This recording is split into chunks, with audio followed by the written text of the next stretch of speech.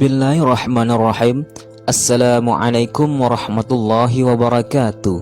Menyebut nama Barbarossa, mungkin yang ada dalam pikiran kita adalah karakter bajak laut jahat yang namanya sudah melegenda. Kejam, bengis, tidak berperasaan, begitulah karakter sang perompak ini dikenal dunia. Penggambaran sosok Barbarossa yang kejam makin diperjelas dengan film hits Pirates of Caribbean. Alhasil, doktrin Barbarossa yang keji pun makin melekat di ingatan semua orang.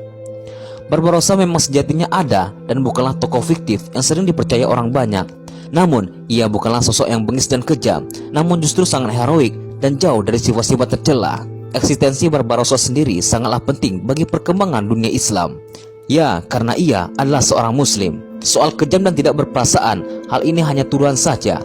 Namun, tentang pamornya yang mendunia dan bikin bangsa barat ketakutan, itu memang benar. Sejarah yang ada menceritakan kisah Barbarossa yang berkebalikan dengan apa yang kita baca atau lihat di film sekarang ini.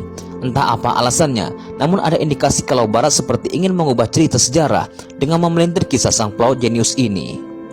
Barbarossa yang kita kenal sekarang adalah nama seorang raja, padahal aslinya Barbarossa adalah nama dua orang bersaudara, Aruj dan Khairuddin. Nama Barbarossa yang berarti jenggot merah adalah julukan yang diberikan oleh bangsa Eropa karena penampilan Aruj dan Khairuddin yang memang punya jenggot lebat berwarna merah. Awal mulanya, dua bersaudara ini hanyalah pemuda biasa yang hidup sederhana. Namun, ada satu momen di mana hal tersebut mengubah jalan hidup mereka selamanya. Suatu ketika, Aruj dan Khairuddin serta adiknya melakukan sebuah perjalanan dagang. Namun, di tengah jalan kapal mereka dirusak parah oleh kapal militer Spanyol.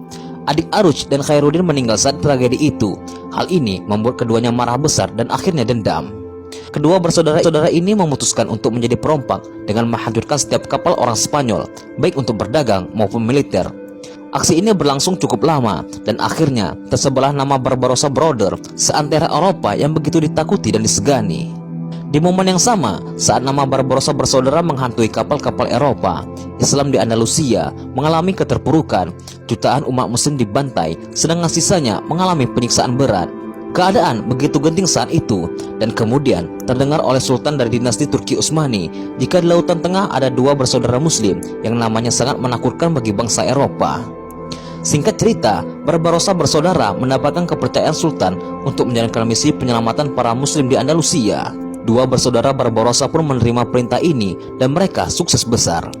Dengan berbekal pengalaman kelautan dan tempur handal, keduanya bolak-balik berhasil menyelamatkan sedikit demi sedikit para muslim, hingga pada akhirnya Barbarossa bersaudara diserahi tampuk kepemimpinan pasukan elit Janissary. Di tangan Barbarossa bersaudara, Kesultanan Turki menjadi salah satu bangsa dengan kekuatan militer laut paling menakutkan. Banyak misi-misi yang berhasil dilakukan, misalnya penguasaan beberapa daerah yang dikuasai oleh orang-orang Eropa dan pasukan salib. Salah satunya daerah-daerah di utara Afrika yang strategis. Sudah puluhan kali bahkan ratusan kali pertempuran laut terjadi antara Turki Utsmani dan Eropa. Namun mayoritas dimenangkan oleh Barbarossa bersaudara. Ada satu momen di mana ini menjadi pukulan terberat bagi Khairuddin Barbarossa. Hal ini tak lain adalah kematian saudara sejiwanya, Aruj, dalam sebuah pertempuran melawan bangsa Eropa. Kejadian ini menjadi pembakar semangat Khairuddin untuk bisa berjuang lebih maksimal lagi. Hasilnya pun luar biasa. Sepenuhnya Laut Tengah dan Afrika Utara dikuasainya. Tak ada satupun kapal bangsa Eropa yang berani melewati wilayah Khairuddin, kecuali mereka bersedia membayar jizyah atau pajak. Makin jumawa kekuatan kelautan pasukan elit ini di tangan Barbarossa, yang kali ini telah sendiri. Perjuangan paling heroik dari Barbarossa atau Khairuddin adalah ketika ia dihadapkan dengan Andrea Doria. Pria ini dikenal sebagai pentolannya militer bangsa Eropa yang namanya begitu masyhur karena pengalamannya yang sudah sangat banyak. Andrea Doria dipilih karena sudah tidak ada lagi yang sanggup melawan Barbarossa. Pertempuran menegangkan ini terjadi sekitar tahun 1538, di mana kondisi kedua pihak sangatlah timpang. Dorian memimpin ratusan kapal perang galion yang melegenda, ditambah dengan pasukan tempur yang jumlahnya ratusan ribu. Sedangkan Barbarossa, ia hanya memiliki sepertiga dari kekuatan musuh, baik kapal maupun pasukan. Meskipun demikian, hal tersebut tak membuat Barbarossa merasa takut ataupun mundur. Pertempuran berjalan alot, namun aura kemenangan sudah bisa dirasakan pihak Barbarossa. Hanya sekitar 5 jam pertarungan, Khairuddin dan pasukan Janissary-nya berhasil menggempur Andrea Doria untuk mundur.